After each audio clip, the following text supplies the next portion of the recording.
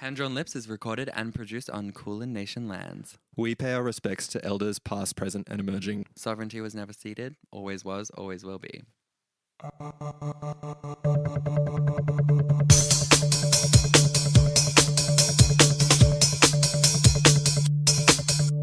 Hand Drawn Lips. Here's We're doing Declan. Queensland Pride. Queensland Cheers, Stas. Pride. Yay! Welcome to Hand Drawn Lips. This is the beer episode. Stas This is is drinking a rum and coke. rum and She's a coke. total bogan. It's because it's like just a bit it's funny. Yeah. I have Queenslander ancestry and Irish, so Yeah, you're getting crunk at the family reunion. legit. Well, everyone else is. I remember you when you were this small. Oh my god, no, I was at a family thing. I don't know if I brought it up on pod before, but I was Yeah. at like a family thing about a year ago. It was the first time I'd seen people in like 10 years. Yeah. Everyone kept like, and mind you, I'd had a couple glasses of champagne. Oh, as you do. Everyone kept being like, oh my god, when I saw you last, you were this big, and now you're this big. Legit, like it was a script. They said the same thing. I got to a point where I'd run into like another like sort of uncle, and he'd be like, oh my god, when I saw you last, you were this big. I'm like, be like, yeah, and now I'm this big. Would you like a glass of champagne? And sort of cut them off. Yeah, that's an amazing intervention. I'm not taking any shit from you. Sorry, I was getting a hair out of my mouth. Yeah. Sorry, I hope that's okay. Does the mascara ever get... Sorry, you're not wearing any mascara. Of course I am. Of course I am. I mean, yeah, well... Does it look like I'm not? Are you shy? No, more so I was trying to give you the grace of being like, these are my natural long lashes. I'm not wearing any makeup. Just like beat as fuck. Like I woke up like this. It's true, I did. I have something to tell you about when I was this morning when I was running over here. Sorry. Do you have a light up? No, I don't. That's okay. Sorry about it. As I was riding over here... No. I wanted to run this morning, and as I was running, I pull up to this intersection, the one that leads to from Docklands to Footscray, and there's this lady with a pram there. And when you're about to jaywalk and there's someone with a kid, you always go like, okay, this is going to set like a bad example for the kid, so I'm not going to jaywalk. But in this case, this mum's got a pram, and I take a look at her and I go, she's not going to like push the pram out. Like if I start running, like she'll be fine. So I jaywalk, and this lady, as soon as I step on the tarmac, like revs up, grabs her pram, and starts running with me, like through a red light. With cars like coming, it was so stressful. She had places to be. Yeah, but maybe she was like, I want my child to become a red mist. this whole time I was like, I don't want to set a bad example. She was looking for a reason. Yeah, wow. Yeah, wow. And what did you do? You set the bad example. Like you did do it ultimately. I did, yeah, but So I mean, what she's a fucking adult. You shouldn't be like jaywalking with a pram. No, she it's not should safe. know better. But also, Melbourne's different. I remember when I first moved here, I was like on the tram going down Sydney Road. Yeah.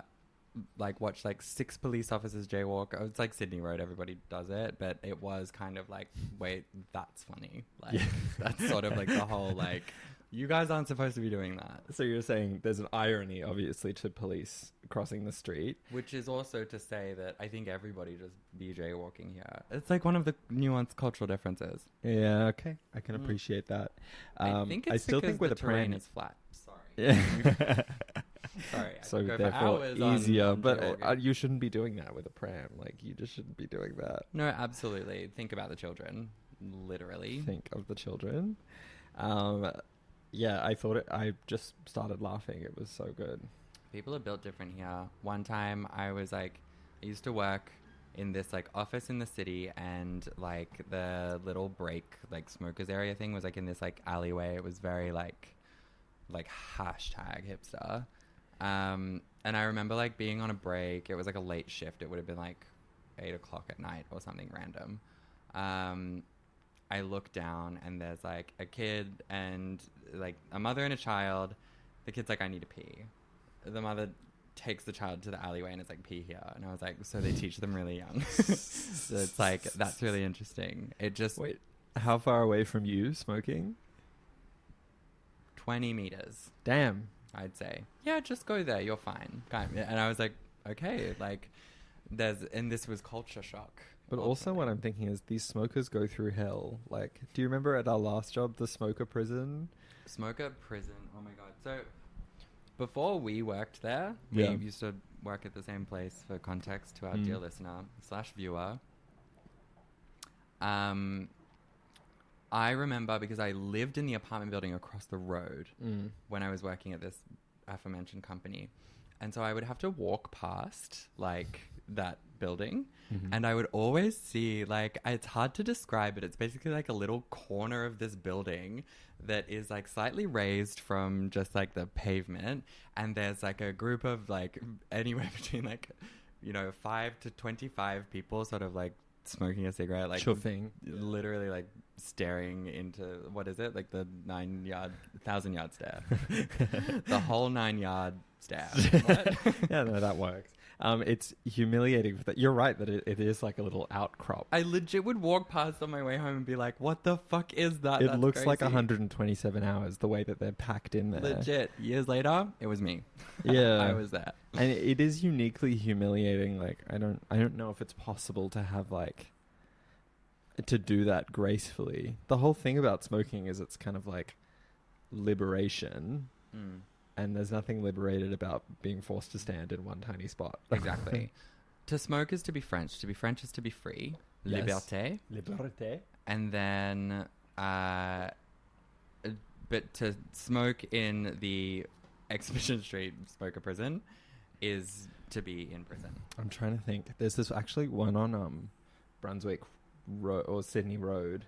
This like pub that's also a kino, and it's got a smoker prison with like bars. I love like because there are multiple pubs like this. There's like the Croxton in Thornbury also has this like sort of the literal smoker prison, and then there's also near where I used to live on the corner of like, sorry if this is like boring, but like on the corner of like Nicholson and Johnston, there was like a little pub, and it was like you'd like sort of walk past to go to Hope Street Radio or whatever, and then just like sort of look in, and there's like a bunch of people who presumably either just won big or lost big on the pokies. Yeah, and you just want to like poke them with a stick through the bars. Yeah, you guys okay? It's like a zoo. Seriously. Or like throw a seed at them. Throw some seed. How I feel about animals in a zoo is how I feel about patrons in a barred off smokers area. Yeah, to be honest, well, I mean, if you're settling for the vibe of like the pub that has greyhound racing on the screens,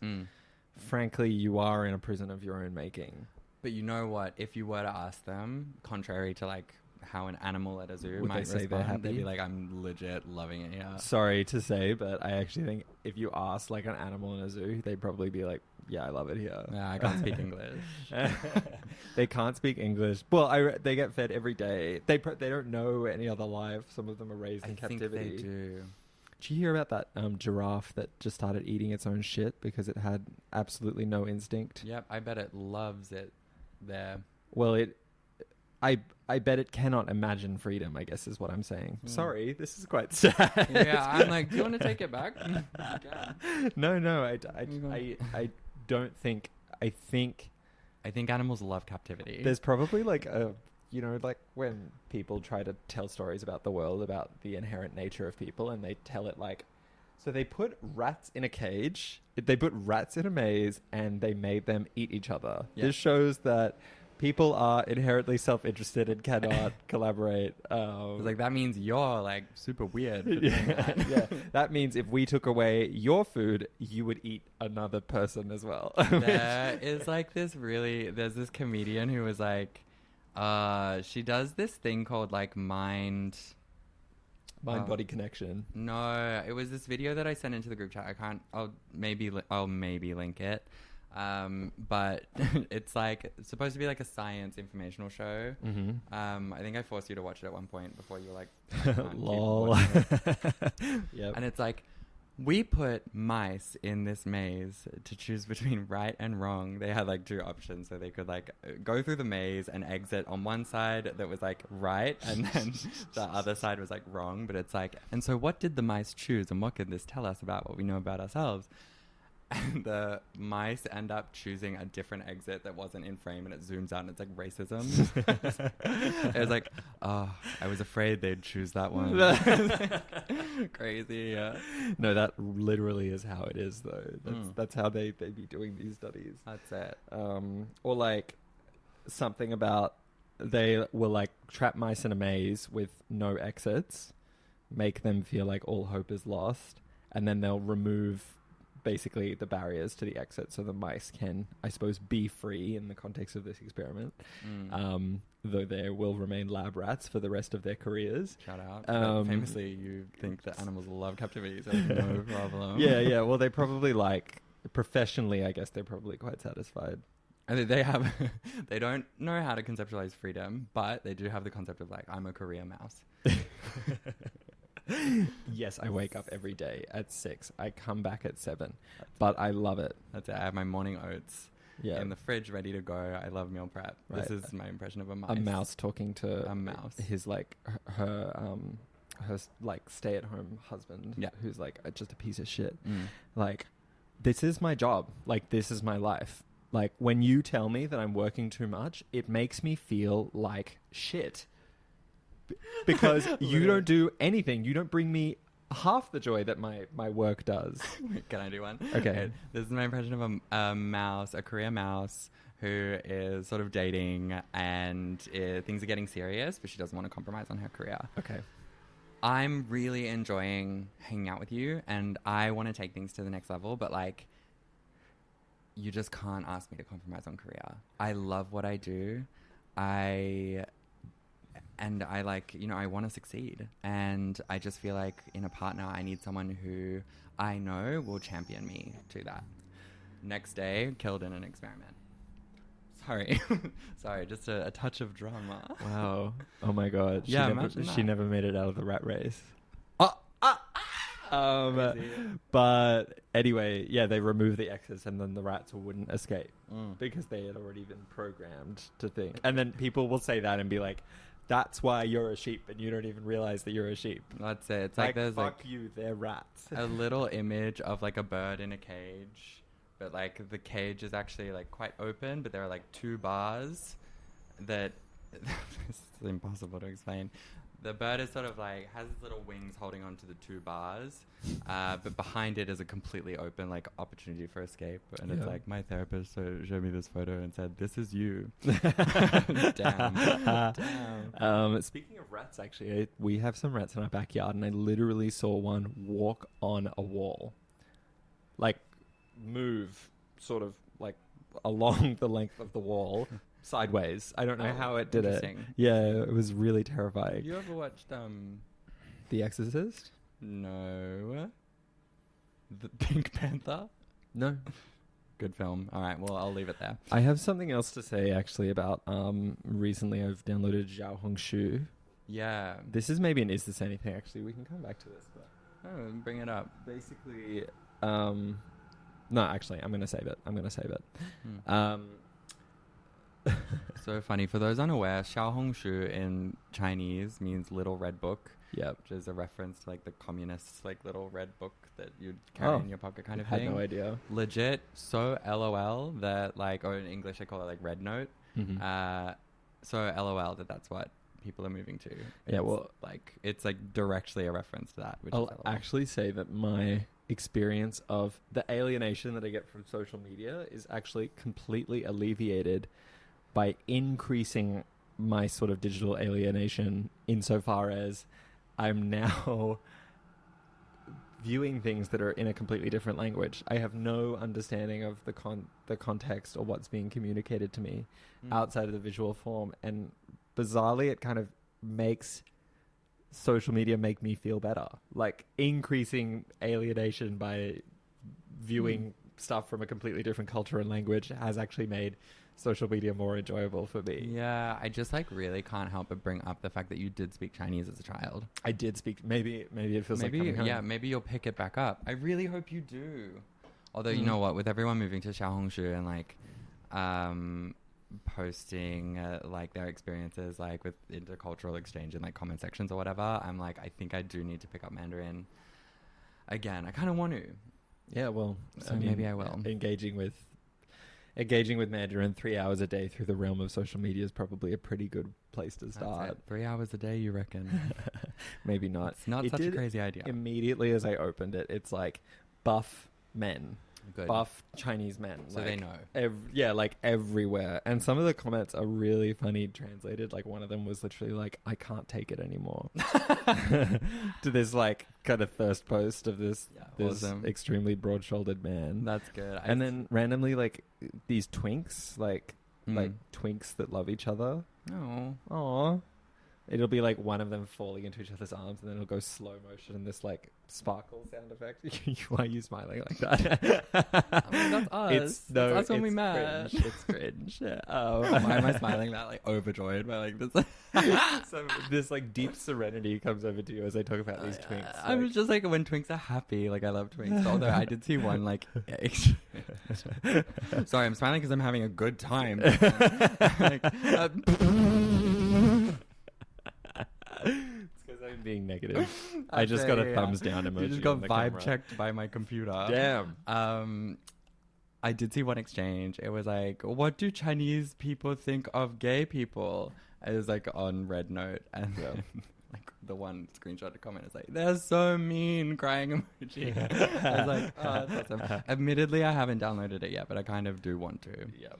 Yeah. We will see. I'm trying to be. We'll get onto it after this. I'm like, I'm trying to think if I have a particular. Do you want to do Diva of the Week? Yeah. Diva of the Week is our segment where we reflect on a diva from our week and we uplift her. Mm-hmm. I have one to start off. It is friend of the pod, Laura, shout out. Because recently we were hanging out, and I think I maybe referenced this when we were talking about ins and outs. Because she said on her outs, like, men that want to make their own shirts.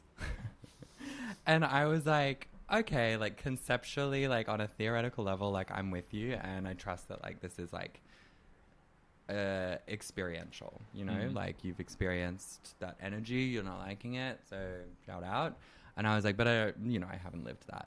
And then I've been sort of on the apps, and I got a like from this guy who was like radiating the worst vibe known to man. The bio was, I just want to find a model for my fashion brand. And I was like, it's real. I lived it. It's real. Holding space for her because she was right, as she often is. Yeah, well, we do also know someone who makes shirts, like, specifically within one group chat that we're both in, so... Oh, James Deegan, friend of the pod. James Deegan, friend of the pod. Yeah, sorry, they're like, say his name. So it feels really directed. I mean, it's really different when James does it. Right. How? Because he had, like, this grand idea, and he was like, oh my god, like... don't tell anyone about this. Like, you know, I'm making moves. Like, I'm going to make this shirt. It's going to be like, people won't get it until they get it. It's a t-shirt with Eric on it. Like, that's like it. So that's like different to, I want to be careful about what I say because I love all entrepreneurs. I know. I'm just trying to hold you accountable here. Just Yeah. Well, you know what? Friends of yours, people in your life that you keep around are making shirts. I'll say this with my chest. Okay. Anything my friends do is fine, even if I stand against it in a more general sense. Anything my friends do is fine. I'll Yeah, I know they've got it worked out. Period. Including you. Thanks.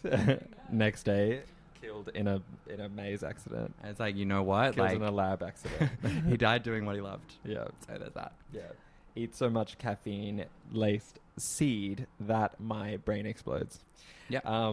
My diva of the week is the manager of the store who I got a drink with 2 years ago, roughly. And now whenever I go in there, she's there, obviously, because she manages it. And she's a beautiful, radiant person, but she exists right at the fringes of my sort of responsibility towards her. Like, are we friends? Are we even acquaintances because we got a drink once 2 years ago? Going to the manager being like, what are we? Yeah.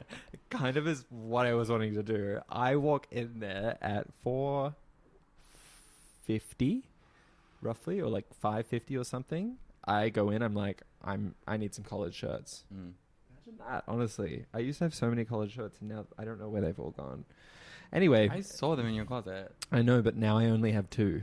Oh. What? Like, what? Where did they go? I definitely don't know of some sort of plot to remove all of the collared shirts. My favourite one I lost at Meredith. Trampled underfoot by a million muddy shoes. Anyway, like legit sad. Yeah, sorry. Anyway, I go in there. I try on the shirt. This member of staff's like, "Do you want to come with me to the change room?" I'm like, "What?" She's like, "We're closing in 10." I'm like, "Oh, right. Try it on. It doesn't fit. Whatever." I come out of the change room. I put it on. I see her. She goes. She recognizes me. She goes, "Hey, hey," and I go, "Hey," and then she goes, and then I go, "Okay, fuck. I need to think of something to say." You're closing in 10 minutes? And she goes, "We sure are." And then I just have to leave. And it was so humiliating. That's it. And I leave that going, what are we? Like, can I just ignore you? Like, that's it. Like, I'm sick of playing games. Seriously, like, I don't want to do this here? anymore. No, honestly. Because she, but I do know her. So it's weird if I don't acknowledge her at all, but maybe I'm overthinking it. I feel like that thing where you run into someone that you kind of know, but haven't spoken to in a while, and it's like I have this all the time. It's like every second bartender is like someone you met at a party 2 years ago. Yeah, or at least that's my experience. Oh my god, so good to see you. Yeah, like we should grab a drink soon. Yeah, I'll text you. No one's texting. No, but even that would be like too much. We should grab a drink soon. What? Like what? Or like I'll see you around. Honestly, like I do the we should grab a drink. So watch what you say because it's been helpful for me. Okay. And I really hope I'm not being crazy. Do you think it's easy because it's sort of like an earnest olive branch to them, but also with the subliminal knowledge that neither of you will follow through? Yeah. Yeah, it is that. It's like, so nice to see you. Yeah, so nice to see you. Let's grab a coffee. Let's grab a drink. And both of you can walk away being like, it's not happening. Yeah. But isn't it nice to think of the idea of sort of getting a coffee with someone? Yeah, okay. I should have done that. Now I can never go back. Should we jump into Is This Anything? Yeah, I have one. Firstly, Is This Anything is a segment where we pitch ideas and then assess them as either being everything or nothing. And one time, Declan pitched an idea. I said, that's something. And he said, that's not the point. And he was right, because it's either everything or nothing. Correct. And without further ado. Thank you. So I recently wanted to start taking lion's mane mushroom just because I have a healthy interest in supplements. Right now I'm taking magnesium and St. John's wort. Couldn't recommend it enough. Magnesium rocks. Magnesium rocks. St. John Wort's rocks. I think I genuinely do feel calmer when I'm taking it. I don't know. I couldn't say if that's true or not. Anyway. It is your experience. It is. Anyway, I'm going on famous website Reddit to look at people's experience for lion's mane. Lots of wonderful knowledge. Lots of wonderful knowledge. Lots of viral mental illness that comes through on Reddit. So someone comes through and is like, did lion's mane work for you? And then someone responds and goes, you should count yourself very lucky because it really doesn't work out for some people. And this person goes, oh, what do you mean? And then they post this thing. It's r/lion's mane recovery. All these people. An entire subreddit. An entire subreddit of people being like, lion's mane ruined my life. My thing is like Reddit as a microcosm of how communities and social like information sharing happens in real life. Like you do kind of get, there is this kind of like viral, like there are some spaces of Reddit that are really dark. People go in and talk about their illness and just perpetuate each other's hypochondria to the point where you find these like massive, enormous documents of people's like spinning out. Just completely spinning out. Will it ever get better? Like, whoa. It's like, and the answer, like that maybe they don't get to is like, it probably will. Yeah. Like, but also like not the place. I guess it's just like, my Is This Anything is like, do we really think that people just, is it helpful? Sometimes is it helpful to talk to someone who's going through the same struggles with you and just like complain, like lowest common denominator complain, and like feed on each other's. Everything in moderation, right? Everything in moderation. Like, I feel like it's important that people have a place to actually like field their concerns or like their struggles. That's an important element of like community, and a lot of the time, just because people are more and more isolated, finding those communities online is much more accessible than IRL. And so it is helpful on one degree to have a space to be able to field your concerns, but then the feeding into it maybe is where like, I don't know, like subreddit like moderation or whatever comes in, where it's like you have sort of a balance of it. You want people to feel like they're being heard, but that needs to also come with a sense of hope that things like get better. And it's important when you're, I guess, like if there is moderation, I don't really know how like Reddit kind of works, but like I know that moderators are a thing. Not so much moderation. Yeah, true. Well, aren't there like moderators in a subreddit that like They usually are, but there's not like the community standards are case by case, basically. Yeah, true. I think it's just like it's tragic because people have a lot to be upset about, and that should always, you know, be taken seriously. But then like in isolation, when there's no hope being like given to these people, it's just like, yeah, it's sad. Unhelpful. It's nothing. Well, the other thing as well is you probably have experienced this, the random asshole phenomenon. Oh, yeah. Like, oh, I should get this water bottle. Reviews of water bottle. One random asshole being like, this water bottle makes my water taste like human poop and I hate it. Yeah, it's like check your pipes. Check your pipes. But also point. like, is there not a part of you that reads that and goes, oh my God, like I shouldn't get this water bottle? But then you realize that's just one random asshole. That's like, one random asshole. I have a very specific relationship with like taking online feedback. Yes. Or like taking online reviews into consideration. I'm like, okay, I'm going to imagine that this is like a colleague at work telling me this thing. And then, because then it's like the stakes are gone. I'm not like ascribing legitimacy because it's on a website. It's like, this is just some guy. And knowing that it is some guy, it's like, okay, well, that was their experience. And if it like is ultimately overrepresented in reviews, it's like, okay, I'm not going to buy the poop water bottle. That's not happening. No, like obviously. And it's helpful that I'm glad that review exists. But like, there is a kind of phenomenon whereas instead of taking the mainstream view, there is something even more authentic about one random asshole who feels very strongly about something. Well, maybe he just has an individuality complex. Like, yeah, I don't know. Or maybe he's crazy. Yes. Well, sometimes those two things go hand in hand. Yeah. Yeah. I don't know. I feel like, what was I going to say? I feel like when I'm reading reviews of a product that I'm going to buy, and especially if I want to buy it and I'm a bit confirmation biasy, and then I see like the poop review, I would be like, well, that's your journey, not necessarily mine. So like, yeah, that's like fine or whatever. I'm going to make whatever decision I make. And I'm actually not so sure that reading reviews online actually do sway the decision I do make. Sometimes. Well, that's the only way you can do it is if you have if you have a strong center in yourself and you can take on this feedback and interpret it through your own like bullshit meter. But a lot of these people in these subreddits, like particularly subreddits around like mental illness, matters relating to mental illness, are like making essentially cries for help. They have no center, and they're like saying as much like, I don't know what to do, I don't know anything. And then all these people are in the comments being like, I've had this too, it got way worse, and now it's ruined my life, and I can't experience joy. It's like, and these people are just spinning out. Yeah, see, I'm like, that's nothing. Yeah. What I kind of expected was an element of that when sort of moving through like trans-related subreddits. What I found, I found, because I'm also a patron in those trans-related subreddits. Let's talk about that. I have a healthy interest. Well, yes.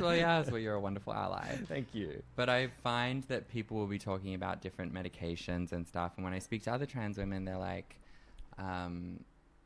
you know, it's kind of shitty because doctors usually underprescribe, and I got prescribed an incredibly low, like basically useless dosage for a very like large portion of my first year.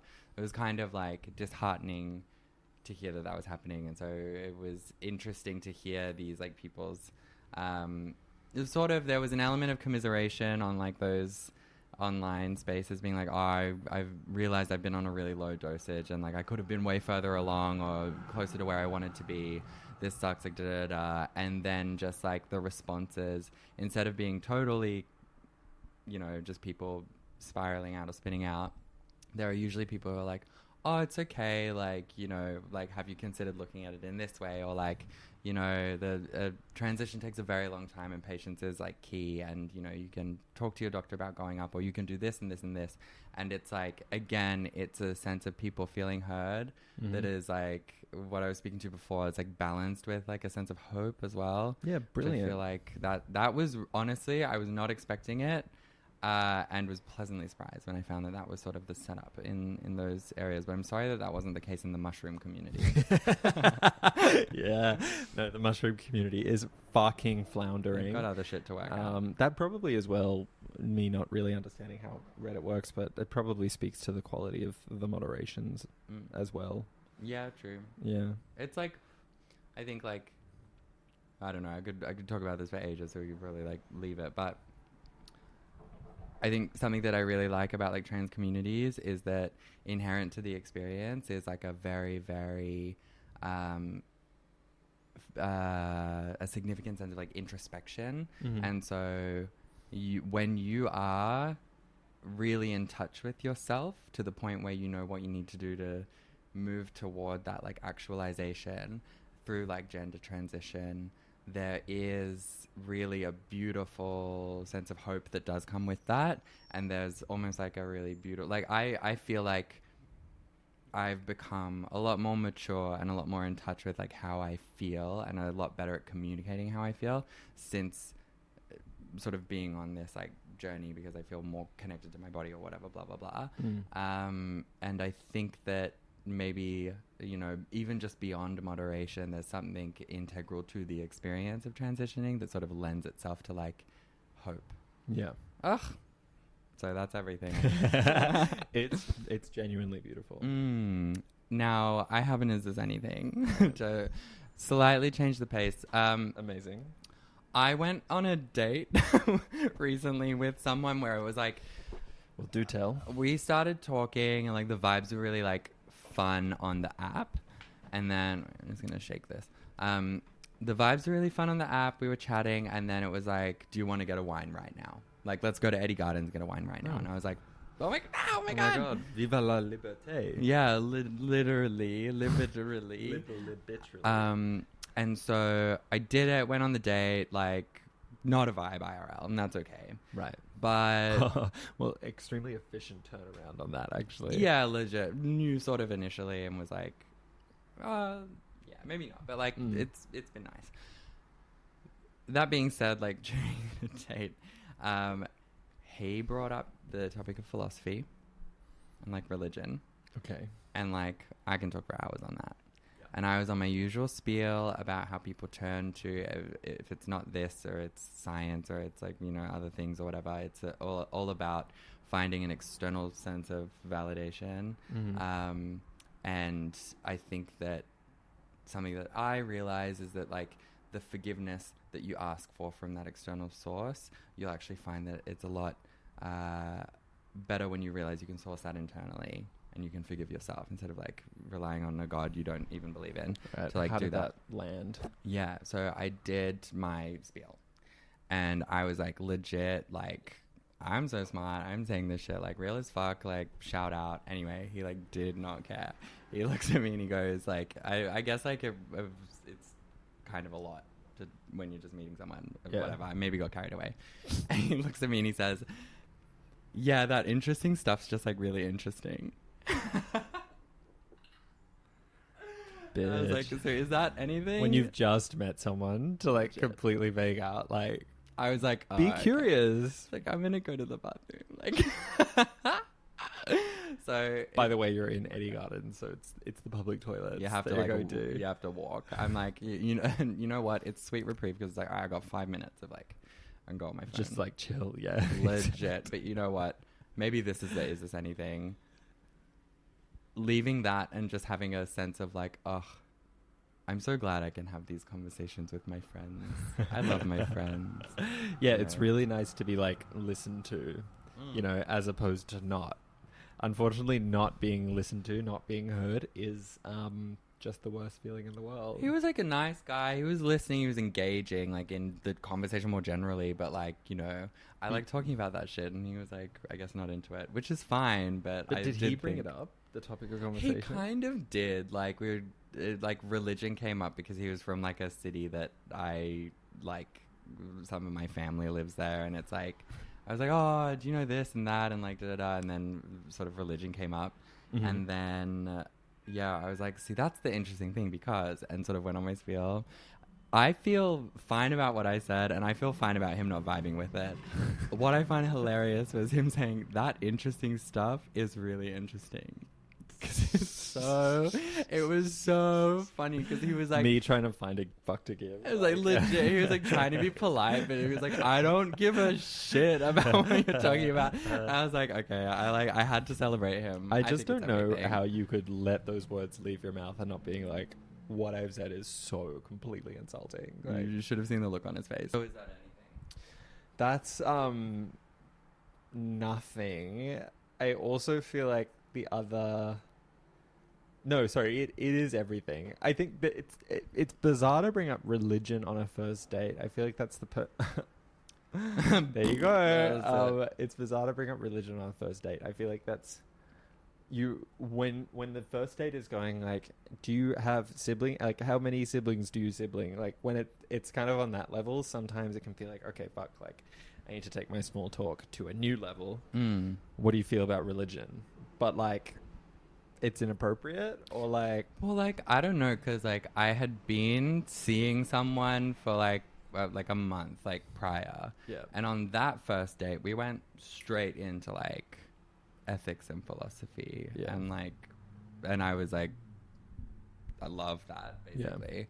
And I don't know, like if you treat it as like a conversation, like it can go anywhere, and it's like, oh, okay, well, this is interesting. This like inspires this thought, so I'm just gonna say the thought, and if you vibe with it, you vibe with it. Or not. And instead of that's interesting, you were going, that curious stuff is so beguiling. Indubitably.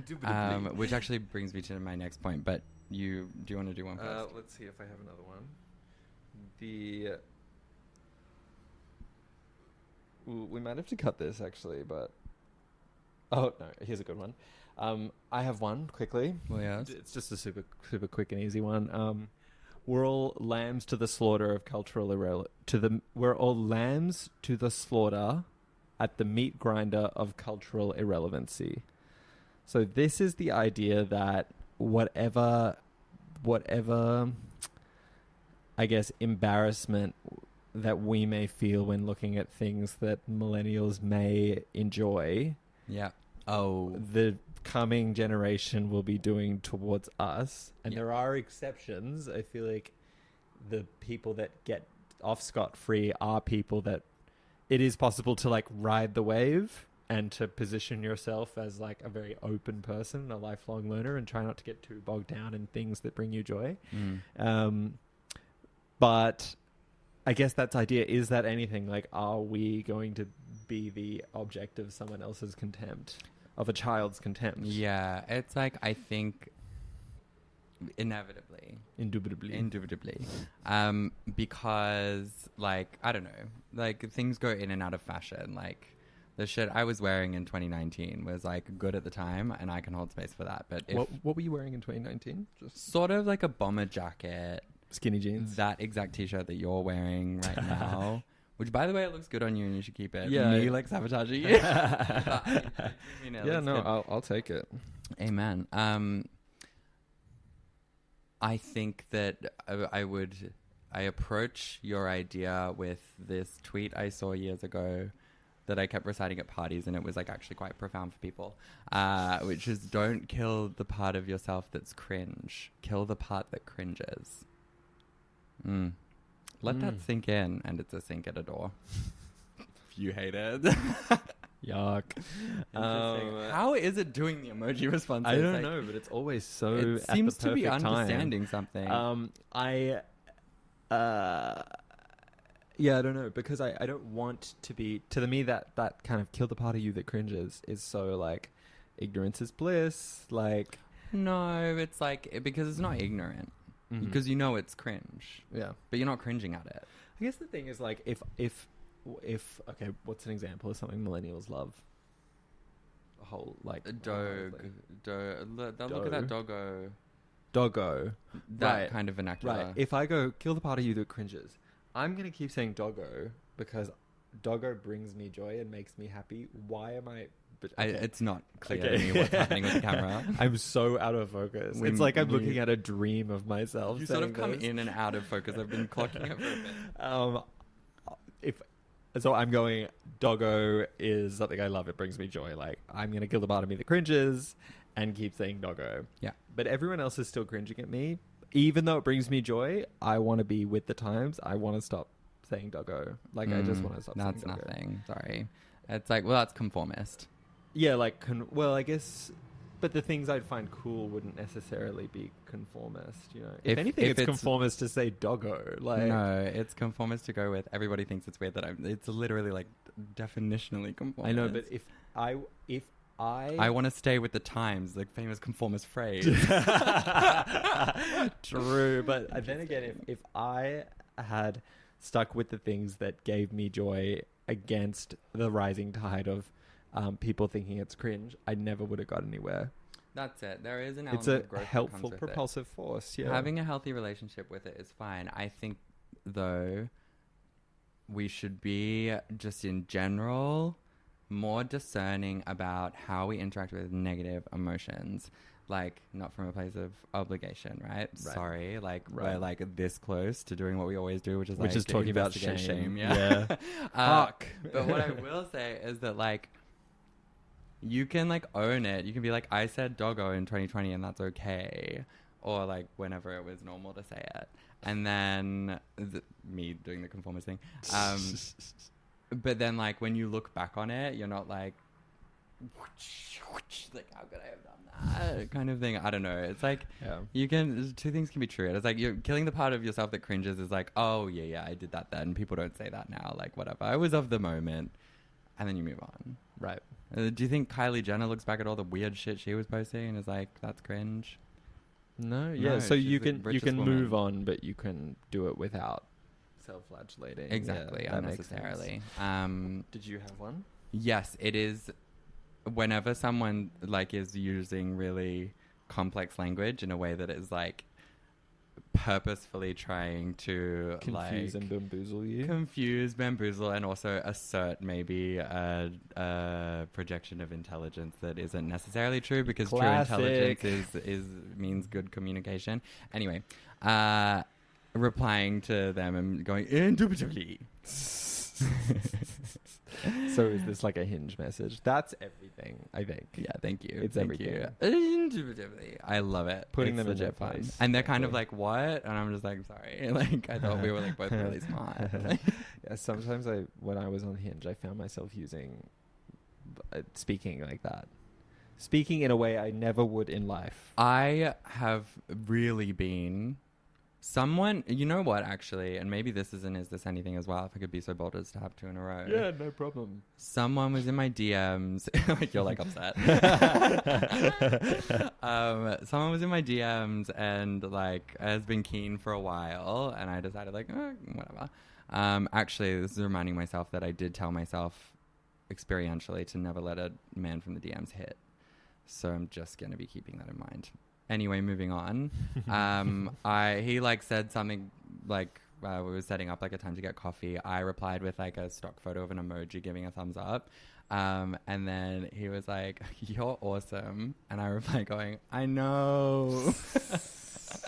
Like, just embodying, like, I don't think I would respond in that way necessarily in any other situation. I was just like, everything. fuck it, why not? That's everything. That's it. Step into confidence. 2025. Literally. And if they don't get it, they don't get it, and it's a perfect filter. Like, legit. And I'm like, yeah, I know I'm awesome. Yeah, if they're not fucking with the emoji with the thumbs up, they're certainly not going to be fucking with your vibe IRL. Yeah, exactly. Exactly. So emoji and thumbs up. Legit. Thank you. That's everything. Do you have another one? Let me have a quick gaze. Do you have anything else to say for yourself? Nothing. I regret nothing. Oh, amazing. Heard that before. But this was an amazing episode. Oh, hello. Okay, we Clearly. need to figure out how the all right, we're gonna have to. Like, I'm really not sure what's going on. Amazing. Here, but, love. Love. Bye.